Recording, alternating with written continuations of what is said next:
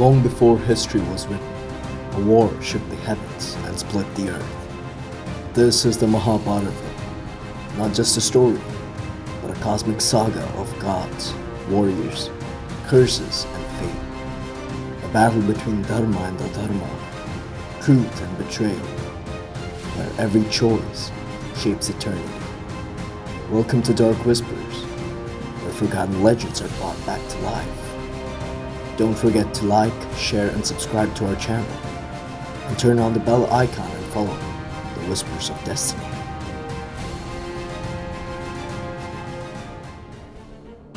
The hush of dawn over Hastinapura was broken not by bird song, but by storm.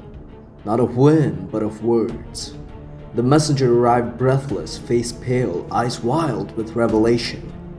And in that moment, the palace itself seemed to shudder as he uttered the impossible. The Pandavas live, and Arjuna has won Draupadi. Gasps spread like fire through the court. The silence of Sabha cracked like glass.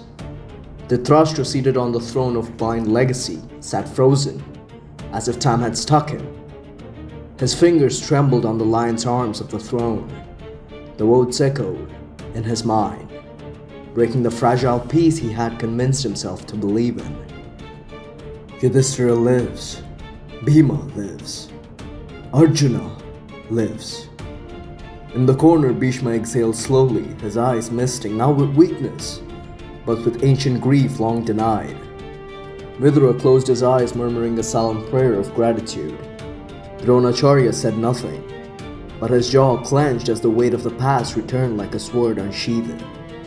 And then, in that brittle moment, Duryodhana's fist tightened. His breath came in shallow bursts. His eyes flared like a torch fed with ghee. He had inherited an illusion of supremacy, and now the truth had returned cloaked in fire. Behind him, Shakuni stepped from the shadows, rolling his dice with eerie calm. The court was summoned. Voices clashed. Justice, politics, legacy, fear, all battled for dominance. Bhishma, ever the voice of truth, declared, "They are the sons of Pandu. Their blood is royal. They must be restored."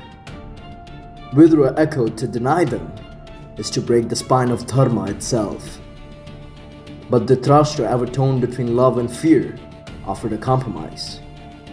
Not Hastinapura, no. That would threaten his son's claim. Instead, a land was offered, a poisoned gift in golden wrapping. Indraprastha, once a glorious capital of the past, now a wasteland, abandoned, barren, and cursed by time. A mockery of inheritance. Duryodhana smiled. Karna remained stone-faced. Shakuni's dice rolled off their own accord. The Pandavas accepted, no protest, no complaint. Because they were not seeking land, they were seeking Dharma. When the Pandavas arrived at Indraprastha, silence greeted them. There were no palaces, no gates, no drums, only ruin. The land was lifeless, cracked soil, scorched trees, broken idols, temples swallowed by vines. The wind moaned through hollow stone. Bones of once-pound architecture lay scattered like the ribs of forgotten giants. Bhima stood with clenched fist, his anger echoing through his breath. He struck a stone pillar with his mace, shattering it into dust. "This is no kingdom," he growled.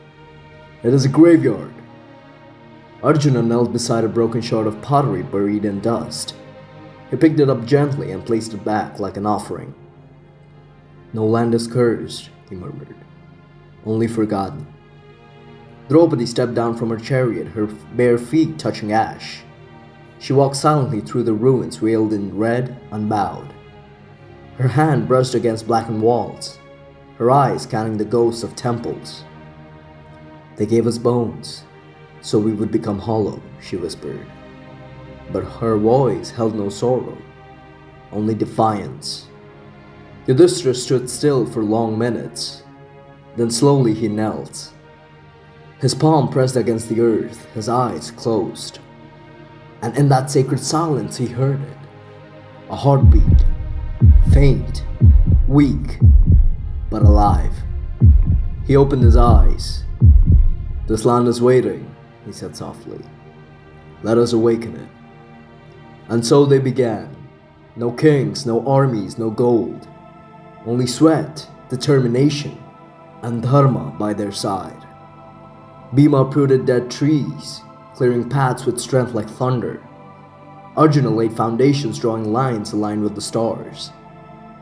Nakula restored what could be salvaged, brushing centuries of dust from carvings of gods. Sahadeva walked the land barefoot, mapping water routes, choosing where rice could grow, where wells would flow. Yudhishthira lit the first sacred fire alone at dawn, beside a broken shrine. Each day he would walk barefoot, blessing the rising city with his silence. And Krishna watched it all, not from a throne, but from the dust. Sometimes he lifted stones, sometimes he whispered words into ears, sometimes he simply smiled and walked away, and samplings would bloom behind him. People began to arrive from nearby forests, from ruined villages, from hunger and despair. They came because they had heard whispers that Dharma had taken root, that Krishna was walking among mortals, that the sons of Pandu were building a kingdom not for power, but for truth. Then, as the first walls rose from the ash, a visitor arrived at twilight. He came robed in night, tall and grave. His skin shimmered like shadow under stars. He knelt before Arjuna. "I am Maya," he said, "of the Pandavas, one spared by your arrow in the forest of flame. I offer you my gratitude, in stone and dream." Krishna nodded beside him. "Let illusion serve truth," he said. And Maya began. The palace he built was unlike anything in Bharata. The floors glimmered like water.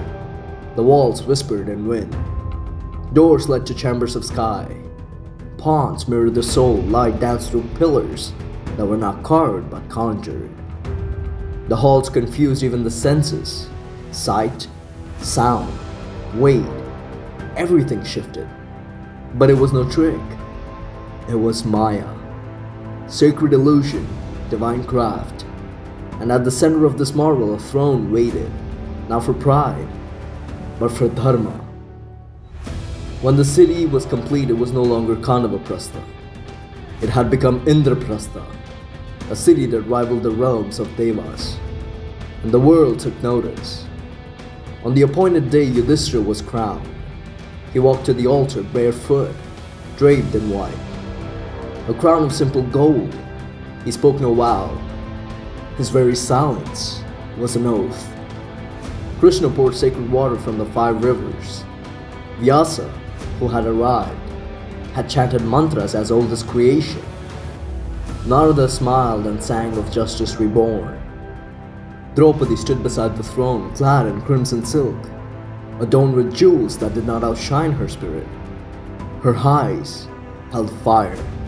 Her presence declared this was a queen not born, but forged.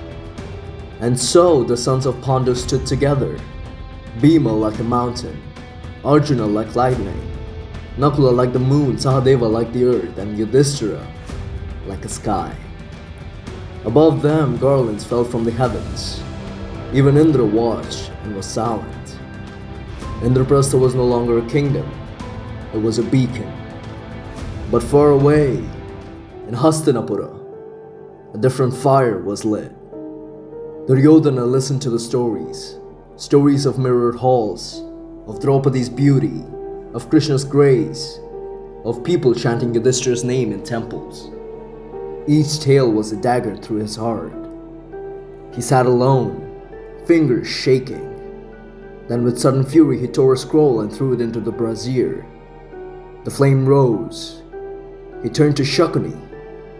"I want to see it," he said. Then Shakuni smiled, eyes gleaming. "Then let us go, dear nephew. Let envy enter the palace of illusion, and let dice decide what Dharma cannot." Outside a breeze stirred. In Indraprastha the conch was blown, but in Hastinapura the dice had begun to roll, and the world would never be the same again.